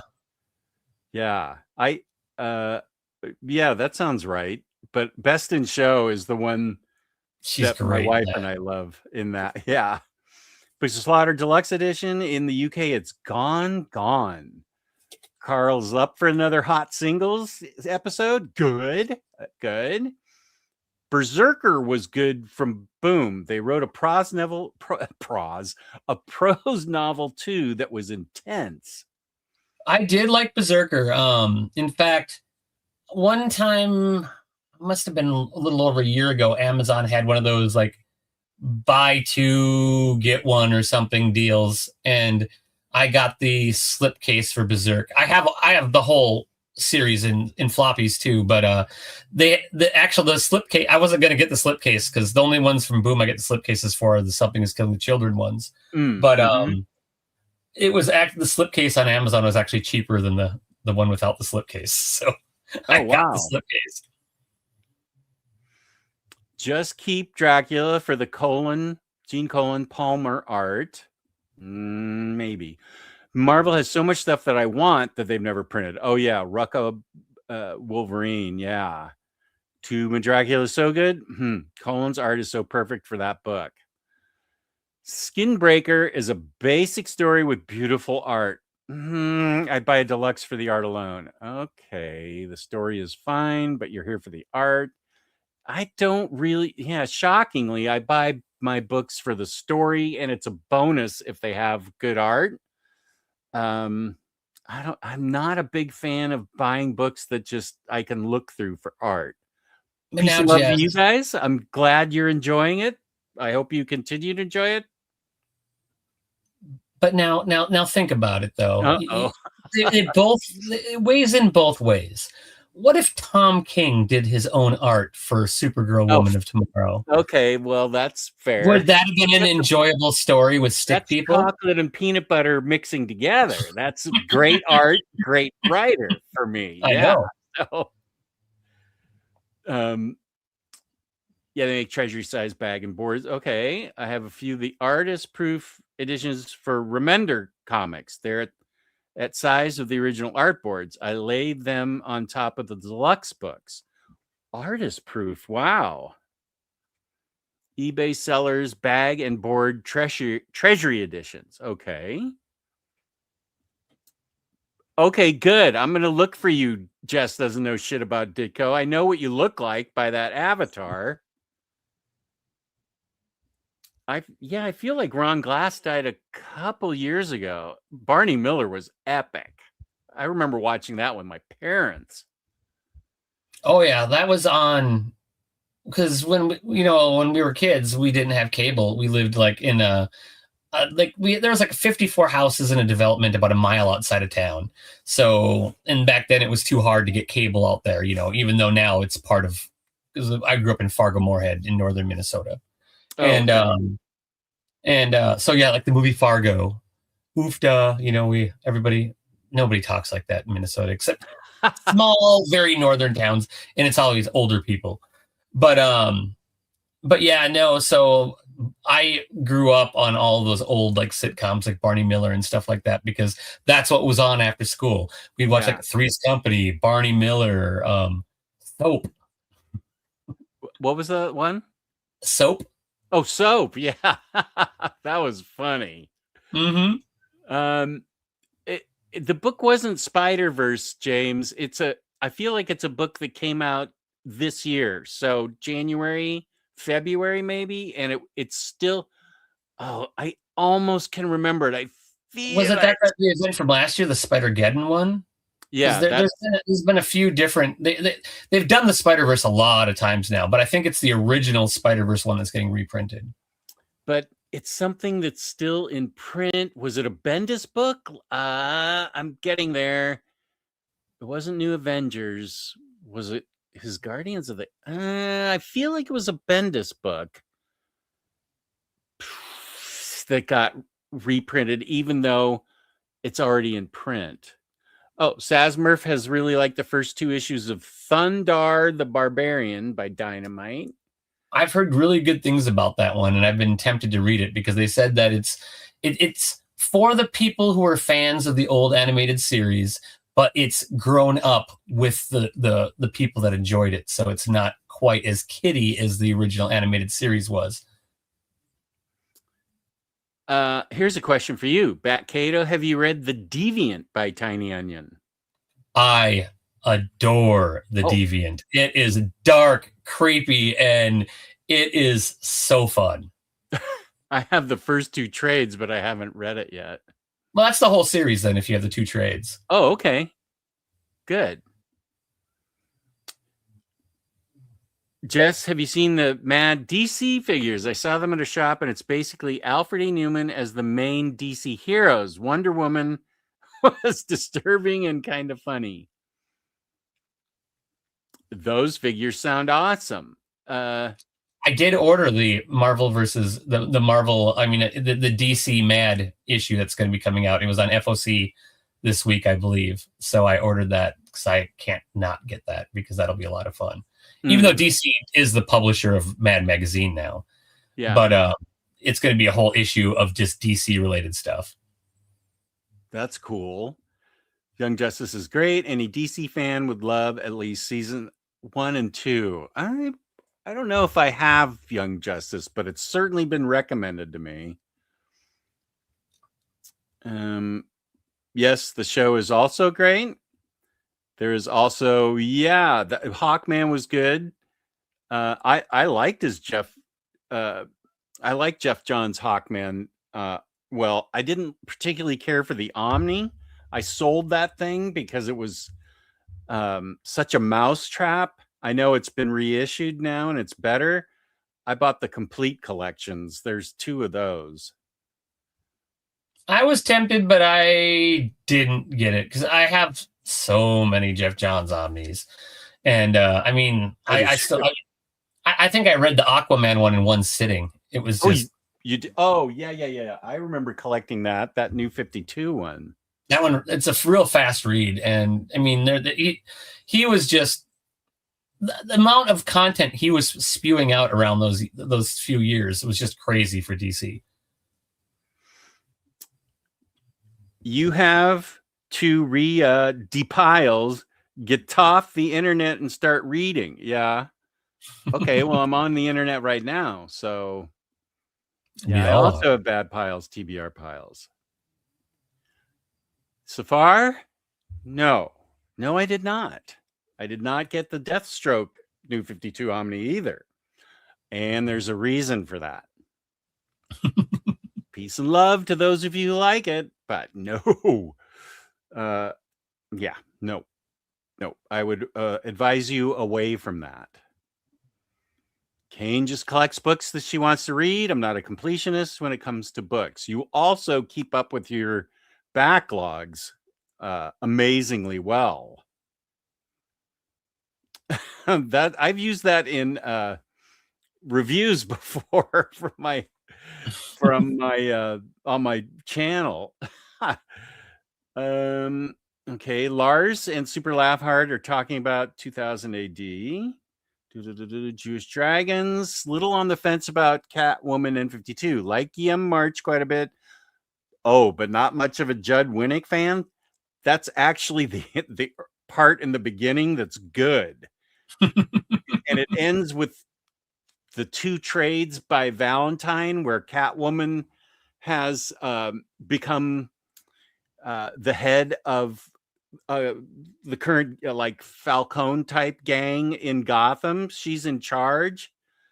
So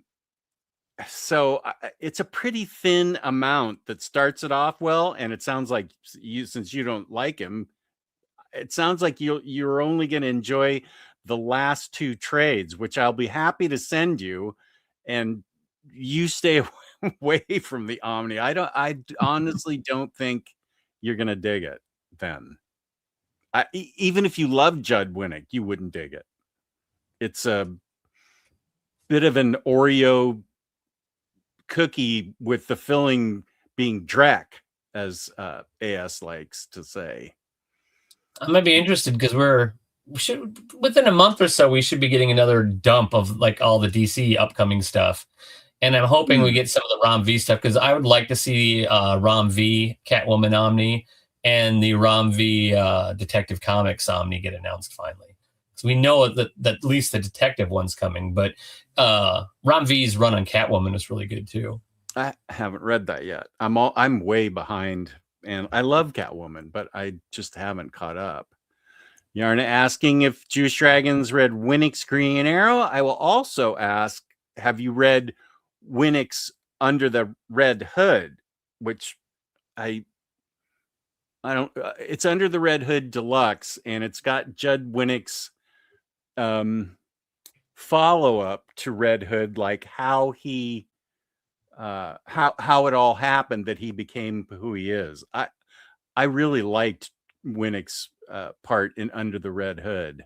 That's a great deluxe, and I even bought the Blu-ray animated one that's a Choose Your Own Adventure, where you get to make choices while watching Under the Red Hood and change the story. Oh, I didn't know that. Mm-hmm. Yeah, the Blu-ray, it's one of those like Choose Your Own Adventures. That's fun. Yeah, that's why they're on the to sell pile. I think I can get $25 each for them, but I'm going to charge for shipping. I watch so many random 90s movies just for Parker Posey. I totally get that. Clock Watchers is one I remember being good. Don't think I've read any of Green Arrow. I think it was after I stopped reading comics. Okay.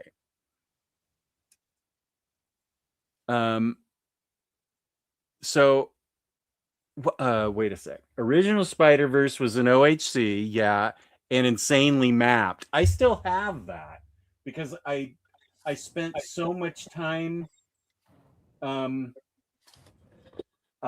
putting post-it notes on it to say how what you had to read. It was back and forth through the whole thing, back and forth, all the way till the middle. So I'm keeping it with the post-it notes in it, and that's but I also have the Spider-Geddon Spider-Verse book. I don't know what Marvel's issue is with, especially event omnis.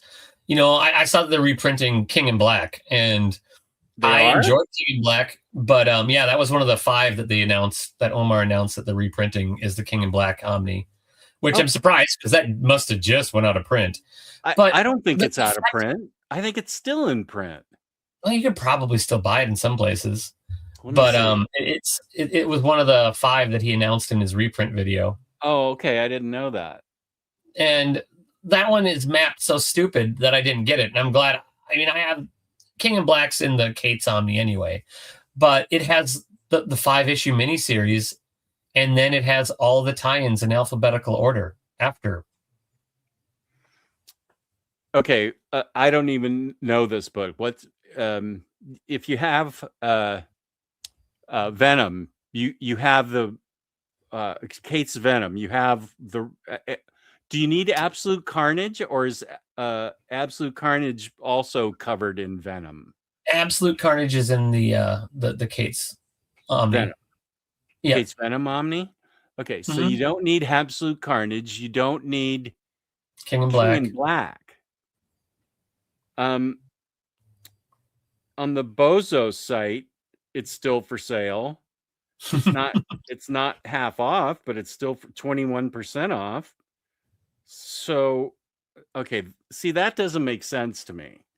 That's not the book that I was thinking of, because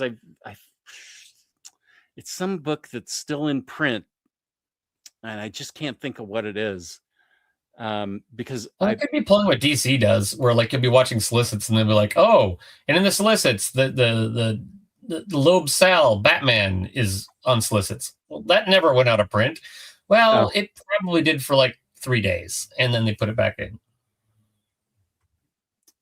But everybody should own that book. So, oh yeah, growing as a kid in the UK, we had only 3 TV channels to watch. It became 4 when I was about.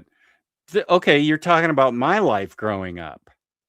Yeah, in America, we had 3 TV channels. But we had 4. Well, no, we had 5 counting PBS. But oh yeah, PBS. 70s and 80s PBS wasn't very exciting to watch for a child, other than there was Sesame Street and Mr. Rogers, and then it was just weird stuff for the rest of the day that, you maybe catch a little Bob Ross or something like that every once in a while. Except when they were doing their telethons, and they would always play the Holy Grail, and that was my only way I'd ever see Monty Python's The Holy Grail. Yeah. PFCN has 5 Marvel reprints. Okay, Spider-Verse, Geddon, King in Black, Aaron Thor, Ultimate Spider-Man 2, and X-Men Age of Apocalypse. And Aaron's Thor must have just went out of print too, because I remember like my LCS, whenever they get used books, it doesn't matter if they're worth something or anything, they just sell it for 50% of cover price. So even if it's greatly out of print, you can just get it for half of cover price. And they had the Aaron Thor there for a while. And I was like, oh, well, but then I looked, and it was like $6 more. I could buy it new on Amazon at the time. And I was like, well, I would rather get it, brand new for $6 more. And then I just didn't buy it. Is Aaron Thor Omni only 1 volume? Because I have 7 OHCs of that. No, I think it's 2. Do I mean 8 OHCs? Yeah, I mean, no, wait. 1, 2, 3, 4, 5, 6, 7. Yeah, 7. It must be 2, yeah. Mm-hmm. Yeah, because it's volume 1 that is in reprint, so. Just as you see, I did see that. Yeah, man, the complete Harvey Kurtzman years. I have the complete. I think they're called it's a 4-volume oversized hardcover set that went way out of print in the mid 2000 teens, and I have those, and I think those have all the Harvey Kurtzman in it. This was mad up until it became like the Alfred E. Newman version. It was so I think I already have all that stuff, but it's Harvey Kurtzman stuff is so great with like Wally Wood and Bill Elder and I don't know if Johnny Craig drew in it, but it's all the great EC artists. And Wally Wood stuff is especially great. I used to love getting Mad Magazine when I was a kid. Oh, same. It was so good. Always getting that back cover and folding it up the lines to make the other picture. And yeah, I still have a huge stack of Mad. I did have to sell them, most of them, when we sold everything moving into this house, but I kept a huge chunk secret, and it's currently under my coffee table there. My dad lived in I treasure that. I had my comic book guy find me the Mad Magazine Zeppelin annual from like 1964, whatever it was, and I didn't have to pay too much. It's hard to find the Zeppelin, not the annual, with it the parts not already cut out. So I have no intention of building it, cutting it out and building it. I just love seeing it and having it like that. The accent was understated if I ever noticed it, but every once in a while an older person would go full Fargo. I do keep up with my backlog. I'm reading a few comics in this stream. I will head it. Oh, you're going to bed. I'm getting tired. Oh, I'm sorry you're not feeling too hot, Kane. I hope you feel. Well, I hope you feel better. Yeah, definitely. I've been there. I've been on that all week, so now I'm on the mend. Jess will send you video from the big trance music event, Dream State. Okay, thank you, Hondo. Junior management is at a rave tonight. It's a heated rivalry themed rave, and she and her former roommate are sitting up in the upstairs in seats so they can watch all the youth rave, but they wanted to hear the music. And then Junior's best friend has come from Boston, and she's absolutely down in the rave pit. So is Judd Winnick. Well, that's good for you, dude. Something about King in Black will probably be important in future comics or movies, I assume. Well, it's you're still best off sticking with the Cates, because that has all of the null stuff that ends up leading into King in Black, and I feel like you get more out of reading the Cates Omni than you'd ever get out of reading the event Omni for King in Black. Because I think I read. Do you really need to know what Namor was doing during King in Black? I read the Black Cat King in Black. I thought that issue was really solid. I read the X-Men Krakoa King in Black. That was good. I feel like I read a third one. They were all good, but I assume that entirely thick Omni probably features more Drek than good stuff. Well, and just how it's mapped. I mean, why would you do it that way, where it's just the series and then the tie-ins in alphabetical order afterwards? Map it. Oh, it's alphabetical in alphabetical order? Yeah. So that's a book they reprinted while it's still in print. I still feel like there's something else. I'll have to text Very Fine. When it comes to Remender, I have the trades of Fear Agent, Low, Tokyo Ghost, and the Sacrificers. They are all in my to read pile. I just picked up the trade of the Sacrificers based on everybody in the planet, especially including Bat Cato, telling me how good it was. So I haven't read Sacrificers, but I hear it's not you. It was somebody else. So whoever it was, it's on my radar. I need to read Tokyo Ghost too. I keep meaning to read Tokyo Ghost. I think I read Fear Agent again last year, but I haven't caught up at all with Low, Tokyo Ghost, Deadly Class.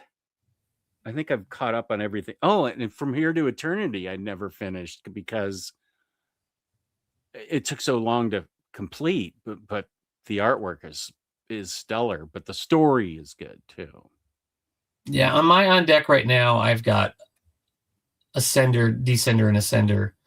I picked those up, and I've been meaning to read those for years, and I love Jeff Lemire, so yeah, I'm pretty I sure need to add something other than just reading Gideon Falls every year.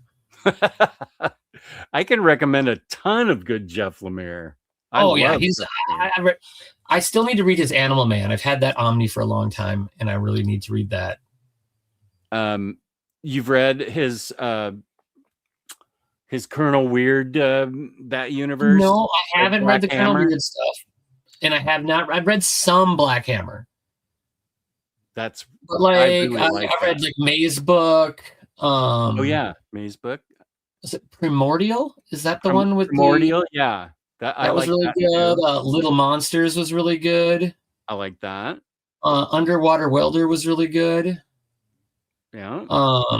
What about the one in ice in the future, like a post-apocalyptic ice bird book? I don't think I've read that one. I have it in trades, but it's come out in a deluxe. I can't think of what it's called. I can go in the other room to see, but I really liked it. I think people were a little bit mixed on it. I really dug it, but I think some people maybe weren't as excited as I was.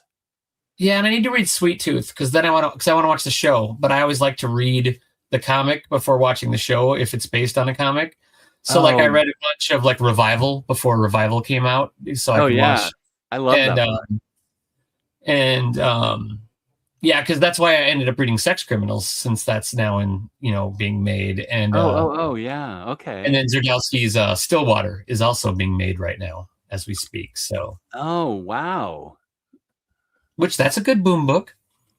I haven't read that yet. Stillwater. Have you read Public Domain by him? Yes. Okay. I read the first 5 issues. When it came back, I got the singles, but I haven't read those yet. I haven't read any of it yet. But that's kind of a story of a guy who like created all those. Imagine like the guy that like created the Avengers found out that they were making a movie out of it, and he wasn't getting any of the proceeds, and like they're trying to fight it's true to life. Yeah. It's not a superhero book at all. Yeah, it's really good. This is a good question. So when did the USA get loads of channels? When cable TV arrived? I would say, yeah. Let's see. When did I graduate college? I feel like cable. Oh yeah. Cable was definitely in homes. But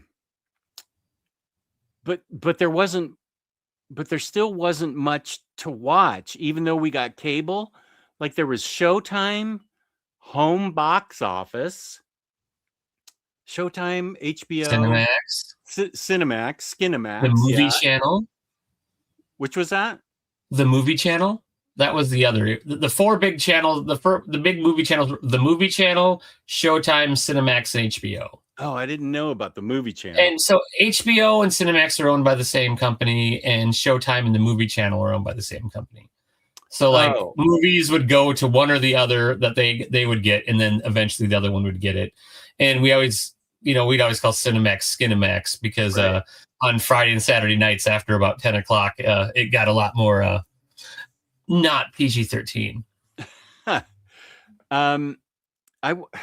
I think loads of channels probably didn't happen until the mid to late 80s. I would say by the first half of the 80s, in bigger cities, cable started happening. And I remember until like the late 90s, like when we had cable, we maybe had like 30 or 40 channels. And then after like the 2000s hit, then it ballooned out, and you had a million channels. But yeah, I had DirecTV starting in 1997 for the football package. So that's when, so 1997, I think, is when I got all those options. But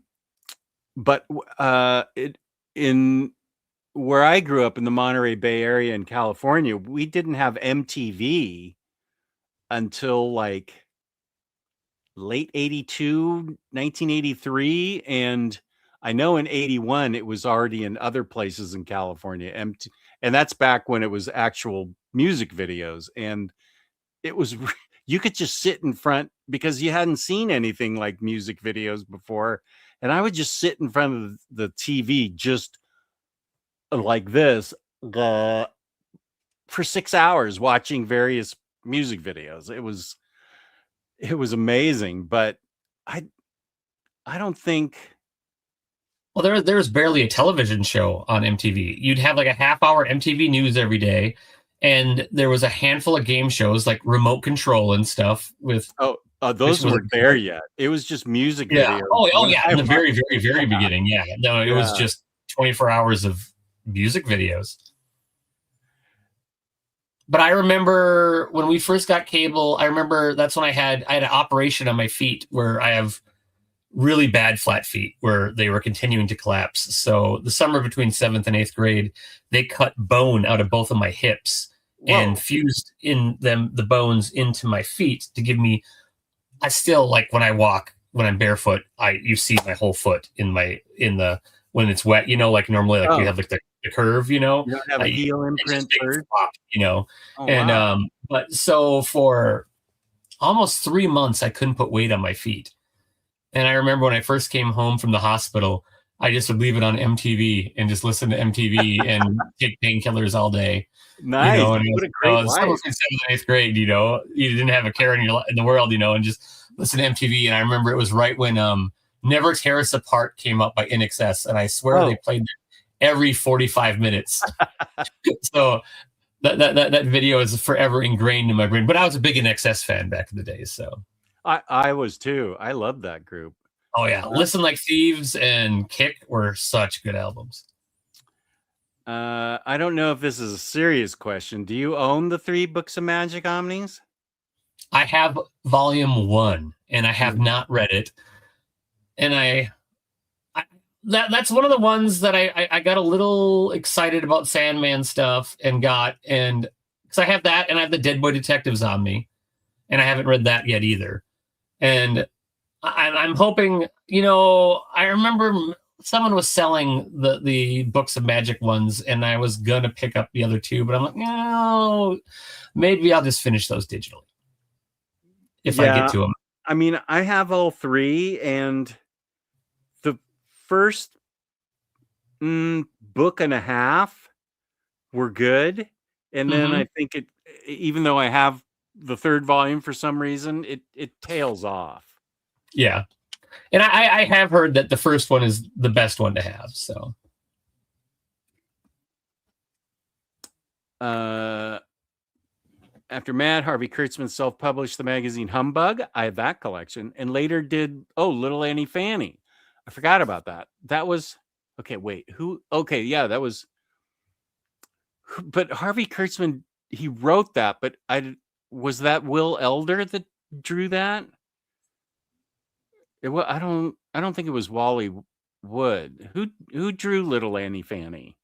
I definitely remember it. It was totally NSFW because, Playboy. Oh, here's something interesting. My favorite Playboy fact is that they published Fahrenheit 451 when no one else would because of McCarthy. That's a cool fact, AS. Is that like similar to the fact that was it Penthouse or Hustler published the movie Caligula? Penthouse created that movie. I've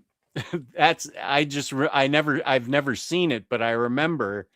I haven't either. I was intrigued a little bit since it stars Malcolm McDowell, and I really like Malcolm McDowell. But this is so funny. This was probably 1977 or 78 that it came out. I was in college, and it had Helen Mirren, Sir John Gielgud, Malcolm McDowell, and Peter O'Toole. It had all these A-list British movie stars, like top line, and there has to be a book written about it because the publisher of Penthouse, who underwrote this whole thing and hired the director and everything, I don't know how he got all that. Well, I assume he threw gobs of money at those actors, but there was no rhyme or reason on the set. They deviated from the script almost from the beginning.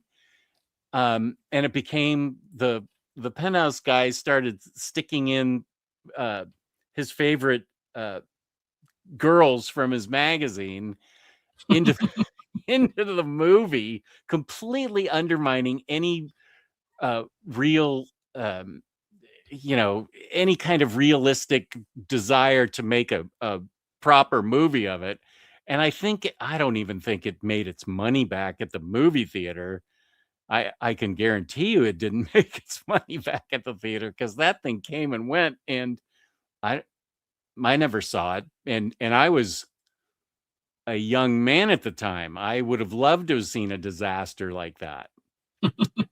I never saw it though, and I can even remember my parents being upset about it, and I was like, yeah, okay, you're upset about it, that's great, let's make a list. It's amazing how much when you're younger, like really bad movies are so much more fun.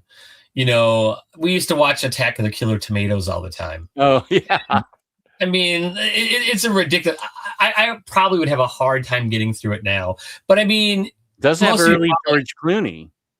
No, that's the sequel. Oh, that's Return of the Killer Tomatoes has George Clooney. That's after that's after tomatoes are illegal. The original one, I don't know if anybody big, because I mean it was really low budget, really bad, and you know, all of a sudden these tomatoes just start killing people, but they never like actually show them. I mean, it's just big tomatoes rolling around. They don't actually ever show them eating people. They don't have mouths or anything like that, you know. And like this one guy goes undercover as a tomato, and he's like wearing like one of those, it looks like a Fruit of the Loom tomato outfit, you know, and he's with them, and like it shows him holding like a human leg, like a big chicken leg, and then he gets discovered because he goes, "Hey, anybody got any ketchup?" And then of course then he's gone after that, you know, and and then to top it off, they find that there's only one way you can stop the tomatoes, and it's by playing this song called Puberty Love. And for whatever reason, it makes them shrink, and then they could stomp on them. And then at the very end of the movie, there's a giant tomato in the middle of this arena with big earmuffs on. And so it just looks like it's a regular tomato with earmuffs on. And they have to come at him with the sheet music. And that's how they finally stop him. It's just a ridiculous movie. I guess I saw Return of the Killer Tomatoes then, because I remember. Yep. That's the one where like they have like they're like selling like tomatoes and tomato sauce in the back of like grocery stores, like they're drug dealers, because like pizza has like jelly and candy on it in that reality, because nobody can have tomatoes. I don't. So tomatoes are like a black market thing. But yeah, that was one of the earlier George Clooney things. I think that was after he was on Facts of Life, but before he was on things like ER and stuff like that. When it comes to Jeff Lemire, I do not. Okay, Lars always is a European viewer, so he's got his nose a bit in the air. But okay, I do not like his work for the big two superhero titles. Everything else is just brilliant, except Plutona. I kept that just so I could have it for reference, because it's not very good, and it's actually really bad. The other bad book is a big two work, and it's Joker Killer Smile. That wasn't great, and the collected version of that I don't think even has the Batman Killer Smile issue in it. I mean, I have the Batman Killer Smile, but I didn't like the Joker Killer Smile enough to actually buy the deluxe, because I don't want to read it again. Yeah, that was a mistake I made buying that. Yeah, it was. Yeah, no, it wasn't good. Oh yeah, early cable was direct. ESPN had. When did Cheers come on? Okay, I was still living at home. 1983, maybe. And the big thing that ESPN was nothing like it is today, not even close. They had Australian rules football on. And they'd have like checkers and chess and spelling bees, and yeah, they didn't have the money for anything. So they got, I don't even think they had money for relegated English football or anything like soccer. They didn't have that money. They were weird. Yeah, I do, Peter. I own 1950 through about all the way through the 70s, and and that's it. I think that's when I really was into Peanuts. So yeah. You would have loved it when the Mall of America first opened up, because the amusement park, when it first opened, was all Peanuts themed. It was called Camp Snoopy. Now it's all Nickelodeon themed, but yeah, it used to, everything was Snoopy and Charlie Brown themed when it first opened up. I think he was originally from Minnesota. Yes. Yeah. Did Brubaker ever give a reason why the deluxes of Fade Out and Fatale never came back? Well, the problem with the image ones is the creators kind of have to front the bill whenever those go on into print, and sometimes they don't sell fast enough. That's kind of like why the Ice Cream Man Volume 3 got canceled, because they lost money on the first 2 volumes. So hopefully they do a Kickstarter or they do something so we actually get it, or at least that gets enough of them printed. So then, then other places will start selling it too. But because it's a shame, because some of the best stuff in Ice Cream Man are what's being printed right now. I think those things have come out. Fade Out, Fatale, Kill or Be Killed. I feel like they've come out in compendiums and thick trade. They're both in compendiums right now, I think. Okay. I would love a deluxe of Kill or Be Killed again, because that's such a good story. Yeah. Oh, Larry, how's it going? MTV started in 1981. I remember for a long while, if you watched for a few hours, you'd have seen all of the videos, and then they would start repeating. And the VJs would also start repeating. I remember, what was his name? JJ Jackson. There was 4 of them, and they're on. Was Martha Quinn one of the first ones? Yeah, Martha Quinn, JJ Jackson, Mark somebody, Alan somebody. They both, Mark somebody and Alan somebody, have channels on Sirius XM. Martha, and then there was another woman. There was like 5 of them. But I remember seeing a joke that I thought, and it was delivered it was delivered a certain way, and like 3 hours later, he did the same joke in exactly the same way, and it wasn't repeated. He was still live, and I thought, this thing is completely fake. How dare this company this? That was me in my angry young man phase, and I got over it by the end of the day. So it was like, whatever. Agree with Cato about rereading comics before watching the TV movie adaptations. I did that with Walking Dead, Preacher, and Winter Soldier. It's so fun to notice all the little differences. Yeah, now I have to go back. I want to reread The Beauty, because that's been airing now. Yeah, I loved that book. Will Elder. Okay, that's what I thought. Didn't Playboy print 1 or 2? Oh, I don't know about that. Oh, Vancouver. Nice. It would be reading them again, because except for the original, well, I remember the original like 4-issue miniseries that introduced us to Timothy Hunter. I remember that one really well, but I don't think I remember much. I remember liking most of the stuff in the first Omni, in the first half of the second Omni, but I can't vouch for the rest of it.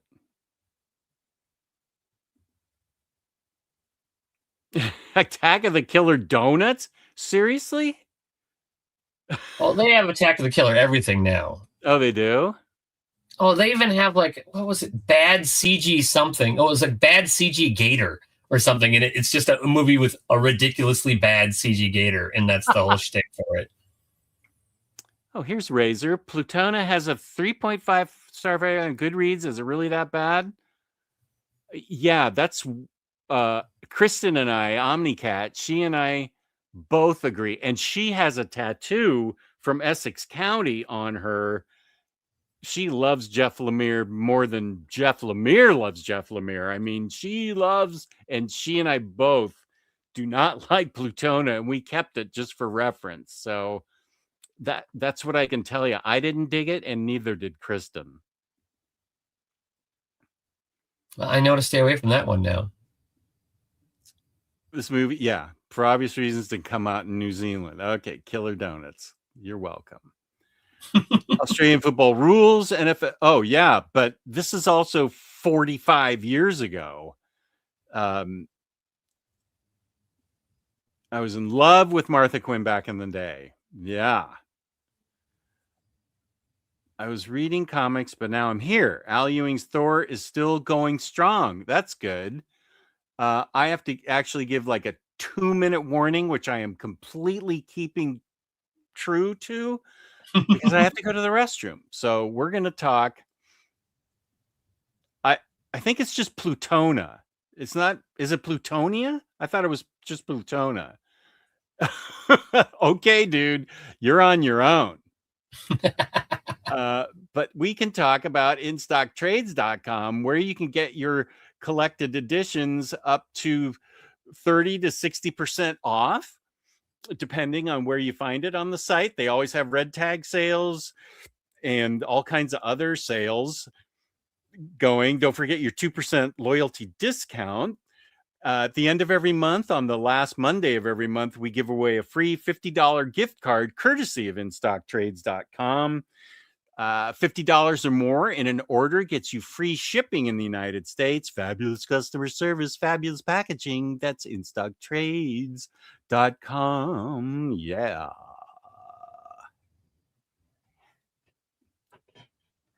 Yeah, we didn't have any tangents at all. I know. We stayed on topic. Wow. Yeah, this was weird. Now, thank you for pointing that out, AS. This should not be. We did talk about TV for a long time.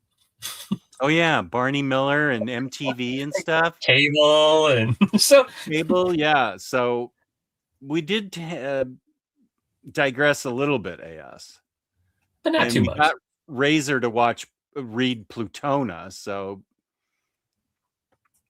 peace and love, Super Laugh Hard. Glad you were here. Yeah, he is a good guest. Thank you so much for being here, everybody. We're gonna have to sign off now. And Backcato is great and always welcome on any of my shows. So I am always happy to have him. Thank you for being on, Backcato. And thank you to the chat. We had a lot of people tonight, and I really appreciate it. It's good to get this many people on a Friday night. That's great. Really appreciate it. Oh, Backcato rocks. There you go.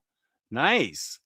So we will use, we don't actually have a theme song here. We have this. Thanks for watching. So peace and love, peace and love. Click that thumbs up. Yeah, thank you. Okay, bye, Yarna. Thank you. Let's see.